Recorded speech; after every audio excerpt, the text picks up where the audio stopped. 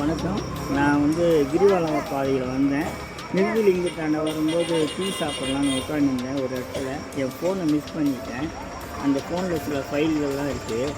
அது அது யாராவது எடுத்துருந்தீங்கன்னா கொஞ்சம் என் நம்பருக்கு நாங்கள் ஃபோன் பண்ணுறோம், அது கொடுத்துருங்க. ஓப்போ ஃபோன் அங்கே தொலைச்சிட்ருக்காரு.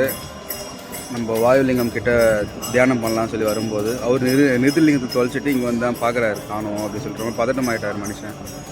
அது ஓப்போவோ ஐஃபோனோ அது பிரச்சனை இல்லை, ஆனால் ₹1 இருந்தாலும் கஷ்டப்பட்டு சம்பாதிச்சவனுக்கு தான் அந்த வழி என்னன்றது தெரியும்.